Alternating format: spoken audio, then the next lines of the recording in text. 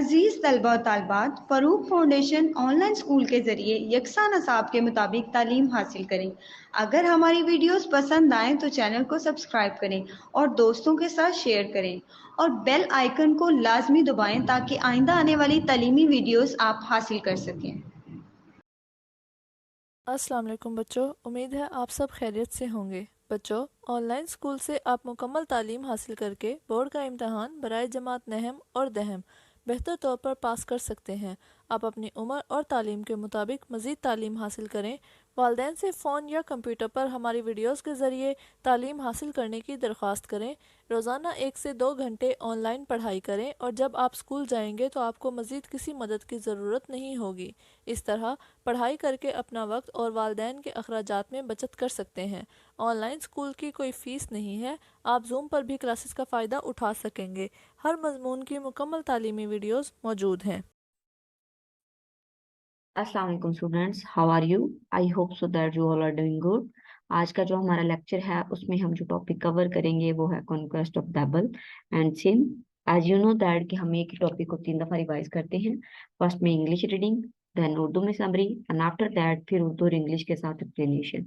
इस तरह से क्या होता है कि जिन बच्चों को प्रोनाउंसिएशन में कोई वर्ड का इशू होता है वो भी सॉल्व हो जाता है, और कुछ बच्चे ऐसे होते हैं जिनको होता है कि पहले उर्दू में समरी देती जाए एंड आफ्टर दैट हम लोग उसको दोबारा से पढ़ाया जाए तो उनका भी मसला सॉल्व हो जाता है।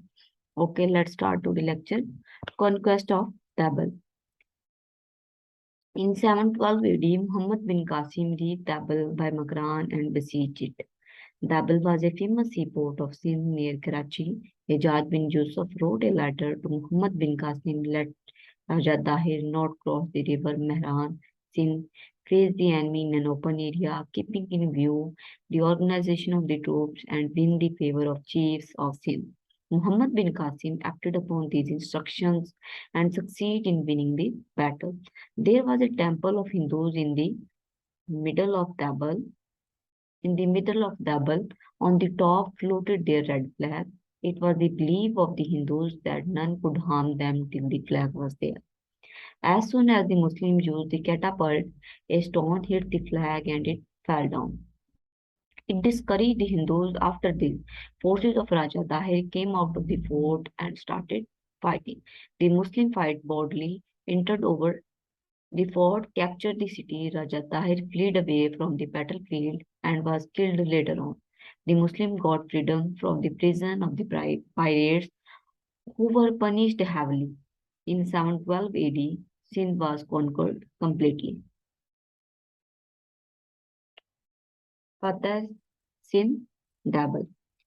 712 में मोहम्मद बिन कासिम मकरान के रास्ते दैबल पहुंचे और उसका मुहासरा किया।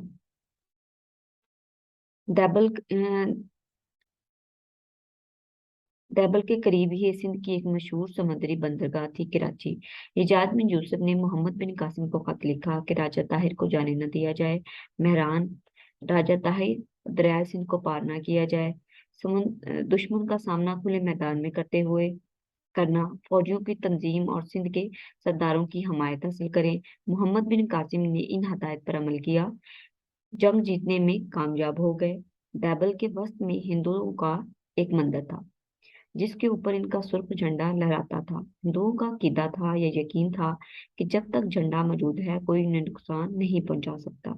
जैसे ही मुसलमानों ने गुलेल इस्तेमाल किया और एक पत्थर परचम को मारा और परचम नीचे गिर गया, उसने हिंदुओं को हौसला शकनी की।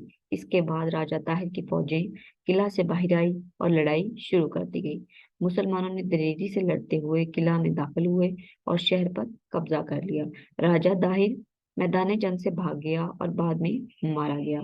मुसलमानों को समुद्री लुटेरों की कैद से आजादी मिली, जिन्हें सख्त सजाएं दी गई और 712 में सिंध मुकम्मल तौर पर फतह हो गया। ओके, अब थर्ड टाइम हम अगेन इसको रिपीट करेंगे जिसमें हम लोग इसको अच्छे तरीके से एक्सप्लेन करेंगे word by word. In 712 AD, Muhammad bin Qasim AD mean वो टाइम पीरियड जिसमें हम जीसस क्राइस्ट के वक्त में या उसके बाद जो होता है लैटिन वर्ड, ये लैटिन वर्ड से टाइप किया गया है, वो चीजें या वो वाकयात जो जीसस क्राइस्ट के टाइम पीरियड में या उनकी डेथ के बाद हुए हैं उनको मेंशन करने के लिए हम लोग ईडी का वर्ड इस्तेमाल करते हैं। मोहम्मद बिन कासिम रीच दैबल, कि मोहम्मद बिन कासिम दैबल पहुंचा बाय मकरान, मकरान के जरिए, and buses it. Buses it का मतलब होता है कि हम किसी भी एरिया को, किसी भी रियासत को, किसी भी सिटी को या कंट्री को चारों साइडों से आर्मी की फोर्सेज जो होती हैं, जैसे या फौज या कोई भी जंग होते हैं, वो लोग उसको क्या करें, उसको सराउंड कर लें, उसको घेर लें। ठीक है। Debal was a famous sea port of Sindh near Karachi. Debal का एक फेमस सी पोर्ट, जो एक बंदरगाह थी सिंध के करीब कराची में। हिजाज बिन यूसुफ जो था, wrote a letter to Muhammad bin Qasim. Hajjaj bin Yusuf मतलब जिसने मोहम्मद बिन कासिम अपने भतीजे और दामाद को भेजा था कि वो सिंध पे हमला करें, उनमें उन्हें एक लेटर लिखा। उस लेटर में उसने कोई इंस्ट्रक्शन लिखी, कोई हदायत लिखी। इन हदायत पर अमल करते हुए आप लोग क्या करोगे, जंग जीत जाओगे। वो हदायत क्या थी कि एक तो राजा ताहिर को वो जो एरिया है जिसमें आप लोग हैं, वहां से बाहर ना जाने दिया जाए, और जो मकरान का सिंध का रिवर है उसको पार ना किया जाए, और जो दुश्मन है उनको ओपन एरिया में जंग लड़नी है। ओपन एरिया में जंग लड़ना, तीन हो गए। देन के जो ऑर्गेनाइजेशन है ऑफ ट्रूप्स, जो अपने आप लोगों के फौजी हैं उनके ऊपर नजर रखना। और देन के सिंध का जो चीफ है उसकी भी फेवर हासिल करें, हमायत हासिल करें। मोहम्मद बिन कासिम ने क्या किया, जो जितनी भी हदायत थी जाज बिन यूसुफ ने अपने लेटर में लिख रही थी, अपने खत में लिखी थी, उस पर अमल किया। इंस्ट्रक्शंस मीन हदायत।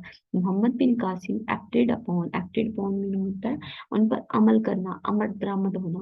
दीज इंस्ट्रक्शन, इन तमाम हदायत पर मोहम्मद बिन कासिम ने अमल किया, एंड सक्सीड और कामयाब हो गया इन विनिंग द बैटल, जंग जीतने में कामयाब हो गया। There was a temple, temple mean होता है मंदिर ऑफ हिंदूज, हिंदुओं का एक मंदिर था जहाँ पे वो इबादत करते हैं। In the middle of table, table के दरमियान में, वस्त में हिंदुओं का एक मंदिर था, और उस मंदिर के ऊपर एक रेड जो फ्लैग था वो लहराता था। उनका यकीन था, उनका अकीदा था कि जब तक ये झंडा लहरा रहा है, रेड फ्लैग लहरा रहा है, उन्हें कोई भी नुकसान नहीं पहुंचा सकता। तो मुसलमानों ने या मोहम्मद बिन कासिम ने सबसे पहले क्या किया कि उसी झंडे को गिरा दिया। जैसे ही उस झंडे को गिराया तो जंग का ऐलान हो गया। राजा ताहिर की फौजें अपने किले से बाहर निकल आई और एक जंग का ऐलान हो गया, जंग जारी हो गई।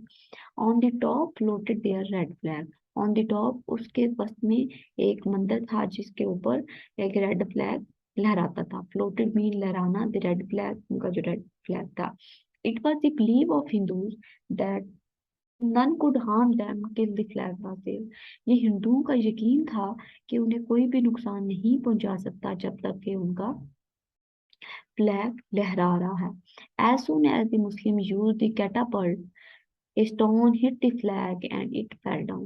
मुसलमानों ने क्या किया, कैटापल्ट कहते हैं गुलेल को, आप लोग शायद आई थिंक सो जानते होंगे, उसका इस्तेमाल करते हुए उन्होंने उस झंडे को गिरा दिया। इट डिस्करेज द हिंदू, इन्होंने जैसे झंडा गिरा, हिंदुओं के हौसले जो पस्त हो गए, वो मतलब उनको मायूसी हुई। डिस्करेज मीन मायूसी होना, हिंदुओं को मायूसी हुई। आफ्टर दिस, इसके बाद, forces of Raja Tahir came out of the fort and started fighting. उसके बाद क्या हुआ कि राजा ताहिर की जो फौजें थी वो अपने फोर्ट से, अपनी बंदरगाहों से, अपने किले से बाहर निकली और जंग का ऐलान हो गया, जंग स्टार्ट हो गई। The Muslim fight boldly inter over the fort, capture the city. मुसलमानों ने बहादुरी के साथ लड़े और सिटी में, शहर में दाखिल हो गए। The Muslim got freedom, sorry, Raja Tahir fled away from the battlefield and was killed later on. जैसे ही राजा ताहिर को लगा कि अब हम लोग जंग हार जाएंगे, हमारी हार है, करीब है, तो उसने अपनी जान बचाने के लिए बैटलफील्ड जो जंग थी, मतलब मैदान जंग था, उससे भागने की कोशिश की, वहां से भाग गया। तो उनका सरबराह, उनका जो लीडर था वही भाग गया, तो अंडरस्टूड है वो जंग हार गए। The Muslim got freedom from the prison of the pirates who were punished heavily. मुस्लिम, वो मुसलमान जो प्रिजन थे, जो कैद थे, जिन्होंने, कैदियों ने उन्हें पकड़ लिया था, जिसका वजह बनी थी कि उन्होंने सिंध पर हमला किया, उन मुसलमानों को, उन बच्चों को, उन औरतों को आजाद करवा लिया गया। इस तरह से क्या हुआ कि 712 में सिंध मुकम्मल तौर पर फतह हो गया। Okay. I hope so that इसकी आपको समझ आ गई होगी। नेक्स्ट हमारा conquest of Multan. The province of Multan was also included in the kingdom of Raja Tahir at that time. It was the center of trade and counted among strong forts. The ruler of Multan was the son of Raja Tahir uncle. Having conquered him, when Muhammad bin Qasim reached Multan, the Raja faced the Islamic troops but saved his life by his escape. Muhammad bin Qasim found much wealth and treasure there. The major portion of the booty was divided among the soldiers, and the rest of the left was sent to Raja Hijaz bin Yusuf in Iraq. This conquest made Hijaz bin Yusuf very happy.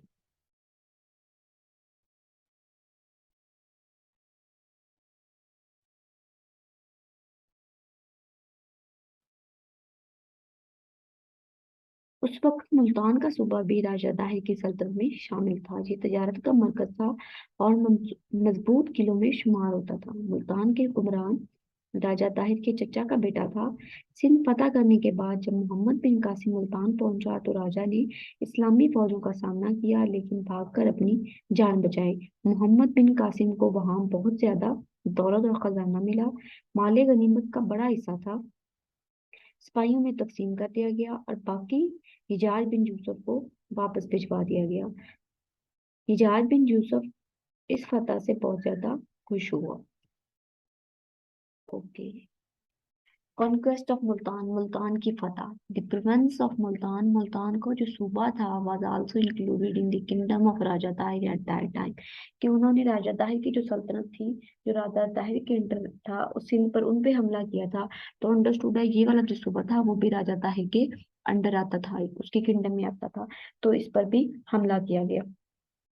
It was the centre, centre mean होता है मरकज होना, किसी चीज का मरकज। It was the centre of trade, ये तजारत का मरकज समझा जाता था। क्या? मुल्तान को तजारत का मरकज समझा जाता था। And counted among strong fort, और उसकी एक जो बंदरगाह थी उसे बहुत ही मशहूर बंदरगाहों में और मजबूत बंदरगाहों में शुमार किया जाता था। The ruler of Multan was the son of Raja Tahir uncle, जो राजा मुल्तान का जो राजा था वो उसका रिलेशन क्या था राजा ताहिर के साथ? राजा ताहिर का जो अंकल था उसका बेटा था रूलर ऑफ मुल्तान का। Having conquered Sindh when Muhammad bin Qasim reached Multan, Sindh को फतह करने के बाद जब मोहम्मद बिन कासिम मुल्तान पहुंचे, the Raja face the Islamic troops, तो मोहम्मद बिन कासिम को इस्लामी फौजों का सामना करना पड़ा। But saved his life by his escape, तो वहां का जो राजा था उसे जब मोहम्मद बिन कासिम और उनकी जो फौजें थी मुल्तान पहुंची, तो अंडरस्टूड है वहां का जो राजा था उसे इन फौजों का सामना करना पड़ा, तो उसने भाग के अपनी जान बचाई। अपनी जान बचाने के लिए जैसे उसका चचा भाग गया था, तो सेम उसी तरह वो भी, सॉरी उसका अंकल भाग गया था, तो इसी तरह सेम वो भी भाग गया अपनी जान बचाने के लिए। फिर क्या हुआ कि Muhammad bin Qasim found much wealth and treasure there, Muhammad bin Qasim को वहां बहुत सी माल और दौलत मिली। The major portion of the booty was divided among the soldiers, and the rest of the left was sent to Hijaz bin Yusuf in Iraq के। वो दौलत जो कहाँ से मिली थी, जो मुल्तान से मिली थी, बहुत ज्यादा दौलत, उसको वहां के जो लोग थे उनमें ज्यादातर तकसीम कर दिया गया, और जो बाकी बची थी उसे हिजाज बिन यूसुफ की तरफ वापस इराक में भेज दिया गया। और हिजाज बिन यूसुफ इस फतह से बहुत ज्यादा खुश हुआ। ओके, हम दोबारा इसको एक दफा पढ़ लेते हैं। मैं आपको स्टोरी की तरह बता देती हूँ कि क्या है कि जो मुल्तान का इलाका है वो भी हिजाज बिन यूसुफ के अंडर था। तो जब मोहम्मद बिन कासिम की जो फौजें थी वो इसमें एंटर हुई, तो वहां का जो राजा था, वो उसका जो रिलेशन था राजा ताहिर के साथ, वो उसके अंकल का बेटा था, तो उसे अपने जान बचाने के लिए वहां से भागना पड़ा। और एक और बात है इसमें कि जो मुल्तान का फोर्ट है, जो बंदरगाह है, उसे सेंटर समझा जाता है ट्रेड का भी, और वो बहुत एक फेमस और स्ट्रॉन्ग बंदरगाह पे समझ की जाती है। जब वो वहां का राजा अपनी जान बचाकर वहां से निकल गया, तो मोहम्मद बिन कासिम ने उसको मुल्तान को फतह कर लिया। फतह करने के बाद उसे क्या पता चला कि यहाँ पे बहुत सारा खजाना है, यहाँ बहुत सारी दौलत है। तो उसने उस दौलत को वहां के जो गरीब लोग थे या जो सिपाही थे उसके साथ लड़ रहे थे उनमें तकसीम कर दिया गया, और बाकी जो दौलत बची उसको वापस इराक भेज दिया गया हिजाज बिन यूसुफ के पास। इस जो फतह थी, मुल्तान की फतह, इससे जो था हिजाज बिन यूसुफ बहुत ही ज्यादा खुश हुआ। नेक्स्ट हम लोग देखते हैं, हमारा टॉपिक जो है वो है इफेक्ट्स ऑफ इन्वेजन, मतलब हमले के असरात क्या हुए। People of Sindh welcome Muhammad bin Qasim after the conquest of Sindh. Muhammad bin Qasim established the rule of equality and justice when which affected the Indian society very much. The Hindus of low caste embraced Islam by moral influence and fraternity of Muhammad bin Qasim and his companies. The Muslims opened schools and madrasas to give education. Sanskrit books were also translated into Arabic. After the conquest of Sindh, many scholars, traders, and industrialists settled in Sindh. The Arab trade increased along the coastal areas of Balochistan and Sindh. हमले के असरात। सिंध के लोगों ने मोहम्मद बिन कासिम का इस्तकबाल किया। सिंध की फतह के बाद मोहम्मद बिन कासिम ने मसावात और इंसाफ की हुक्मरानी कायम की, जिसकी वजह से हिंदुस्तानी बहुत मुतासिर हुए। निचली जात के हिंदुओं ने मोहम्मद बिन कासिम और उनके साथियों के अखलाकी असरात और भाईचारे से इस्लाम कबूल किया। मुसलमानों ने तालीम देने के लिए स्कूल और मदरसे खोले। संस्कृत की किताबों को अरबी में तर्जमा किया गया। सिंध के फतह होने के बाद वहाँ बहुत से उलमा, ताजर और सनतकारों ने आबाद हुए या आना शुरू हो गए। बलूचिस्तान और सिंध के साहिली इलाकों के साथ अरब की तिजारत में इजाफा हुआ। ओके, पीपल ऑफ सिंध, जो पीपल थे, जो लोग थे सिंध के, उन्होंने क्या हुआ कि उन्होंने मोहम्मद बिन कासिम को एक अच्छा वेलकम दिया। After the conquest of Sindh, जब सिंध फतह हो गया, किसका कब्जा हो गया, मोहम्मद बिन कासिम का, तो उन्होंने मोहम्मद बिन कासिम को एक अच्छा रिस्पॉन्स दिया। फिर क्या हुआ कि मोहम्मद बिन कासिम ने establish the rule of equality and justice. Muhammad बिन कासिम ने वहां पे इस्लामिक रूल अंडरस्टूड अप्लाई करने थे, तो उन्होंने इक्वालिटी, बराबरी और जस्टिस और इंसाफ को फरोग दिया। वहां पे ऐसे कवानीन बनाए जिसके जरिए हर एक इंसानों को, हर वहाँ के जो लोग हैं वहाँ उन सबको बराबर सलूक दिया जाएगा और इक्वालिटी, एक जैसे मसावी दर्जा दिए जाएंगे। Which affect the Indian society very much, जिनके इंडियन सोसाइटी के इंडियन के लोग थे उनको बहुत ज्यादा असर हुआ। द हिंदू, जो हिंदू थे, sorry, the Hindus of low caste embraced Islam by the moral influence and fraternity of Muhammad bin Qasim and his companies. जो हिंदू लो कास्ट के लोग थे उन्होंने भी इस्लाम कबूल कर लिया कि किससे, अखलाकी आज से मुतासर होकर मोहम्मद बिन कासिम और उनके जो दोस्त थे उन्होंने जिस तरह से रवैया किया, जो उनका सलूक था, जो उनकी रूल्स थे, उन सबसे मुतासिर होकर, इम्प्रेस होकर हिंदुओं ने, बहुत सारे हिंदुओं ने इस्लाम कबूल कर लिया।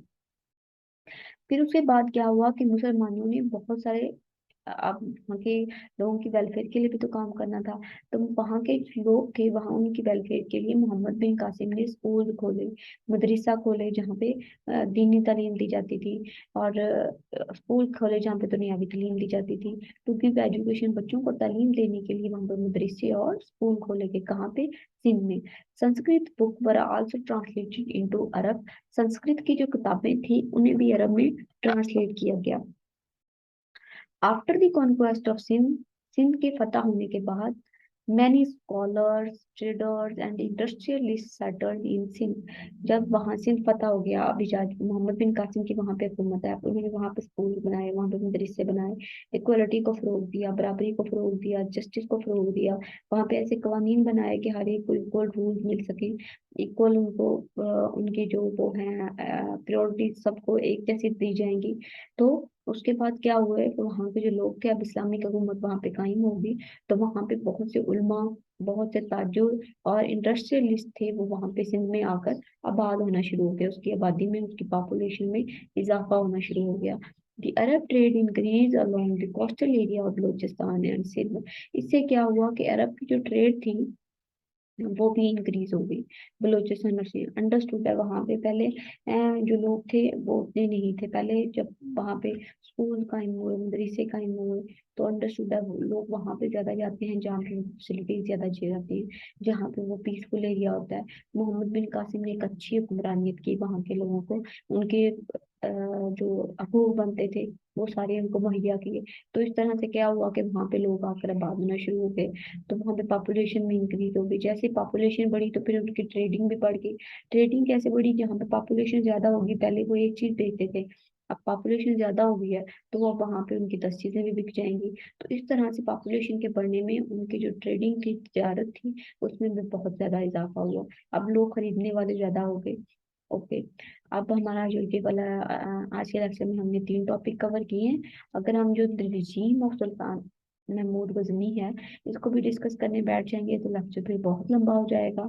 तो इंशाल्लाह हम लोग इसको नेक्स्ट लेक्चर में कवर अप करते हैं। मिलते हैं अगली क्लास में, तब तक अपना ख्याल रखिए। अल्लाह हाफिज, अल्लाह निगहबान।